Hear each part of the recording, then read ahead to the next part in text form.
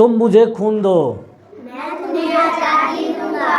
मेरे प्यारे बच्चों, ये कथन उन महान स्वतंत्रता सेनानियों में से एक स्वतंत्रता सेनानी का है जिन्होंने अपने जीवन को समर्पित कर दिया। किस चीज़ के लिए? हमारी भारत माँ भारती को आज़ाद कराने के लिए।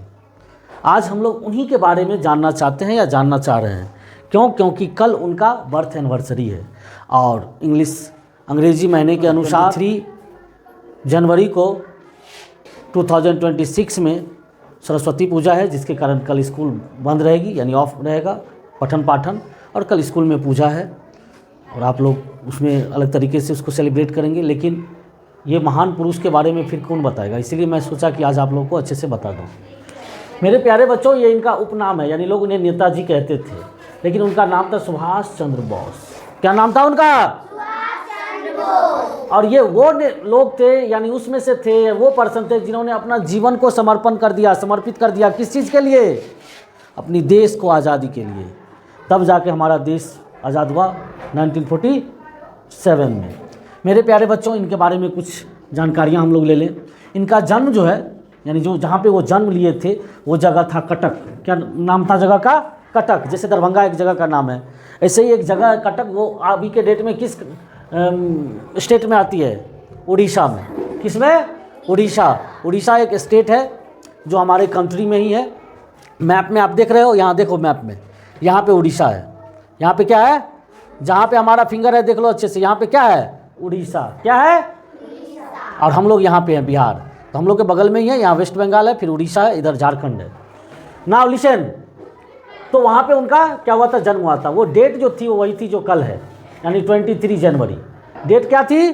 23 जनवरी। और ईयर क्या था? 1897। ईयर क्या था? 1897। उनके पिताजी का जो नाम था वो था जानकीनाथ बोस। देखिए, ये वो आदमी हैं जिन्होंने अपने नाम के साथ अपने पिताजी के भी नाम को रोशन कर दिए। जो अच्छे कर्म करते हैं उनका नाम तो सब लोग जानते ही जानते हैं, साथ में वो अपने परिवार के लोगों के ही, अपने मम्मी पापा का भी नाम को आगे बढ़ाते हैं। इसीलिए आप लोग ऐसा काम कीजिए कि आपके नाम के साथ आपके घर के लोगों का नाम भी क्या हो जाए? आ जाए, लोग जानने लगे। तो अपनी पहचान बनाइए। क्या करना है? अपना पहचान बनाना है, और उसके लिए आपको अच्छे से अच्छे स्टडी करनी होगी, और अच्छे से स्टडी करके आगे आप लोगों को बहुत सारी पढ़ाई करनी है, बहुत सारे एग्जाम्स होंगे, उसकी तैयारी करनी है। Now come to the point. उनके माताजी का नाम था प्रभावती देवी। वे भारत के एक महान स्वतंत्रता सेनानी थे। मैंने आपको पहले ही बताया, तो रिटेन करवाने के लिए हम आप लोगों को इसको राइट डाउन करवाए हैं। उन्हें लोग नेताजी कहते थे। क्या नाम से जानते थे उसे? नेताजी। ये उनका उपनाम दिया गया, नेताजी। जैसे होता है ना, किसी को लोग कुछ नाम से जानते हैं, जानते हैं ना, तो ऐसे ही उसको हम लोग उस समय में नेताजी कहते थे। वे कोलकाता और इंग्लैंड में उच्च शिक्षा प्राप्त किए। वो बहुत, बोले ना, पढ़ने में बहुत जीनियस थे, बहुत इंटेलिजेंट थे। उन्होंने अपनी पढ़ाई कहाँ किए? कोलकाता और इंग्लैंड में। इंग्लैंड दूसरे कंट्री का नाम है जिस कंट्री के लोग हमारे कंट्री पे शासन करते थे, जिनको भगाया गया, आज़ादी जो मिली। तो इंग्लैंड में वहाँ जाकर के वो पढ़ाई किए, और उन्होंने ICS एक एग्ज़ाम होता था उस समय में, जिसके अकॉर्डिंग आज के डेट में हम लोग के कंट्री में UPSC का एक एग्ज़ाम होता है जिससे लोग DM कलेक्टर बनते हैं। समझते हो? बहुत टफ एग्ज़ाम होता है। उस समय का, उस लेवल का एग्ज़ाम इन्होंने पास किया, और परीक्षा पास करने के बाद इन्होंने नौकरी नहीं करी, इन्होंने देश सेवा को चुना, और देश की सेवा के लिए उन्होंने अपना जीवन ही समर्पित कर दिए। क्या कर दिया? अपना जीवन देश के सेवा में लगा दिए।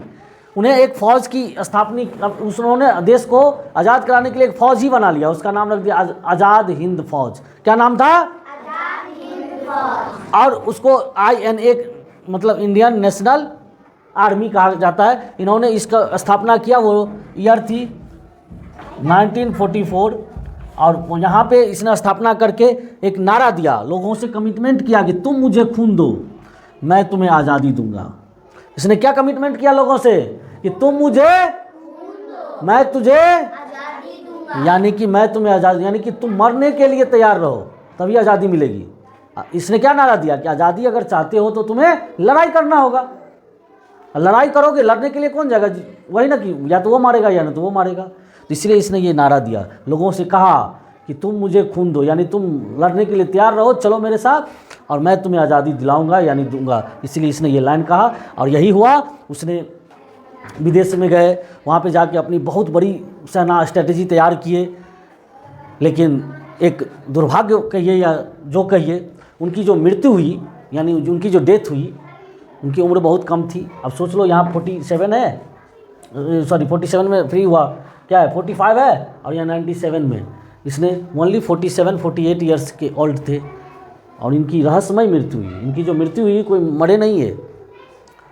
अब कहाँ गए, प्लेन क्रैश हुआ।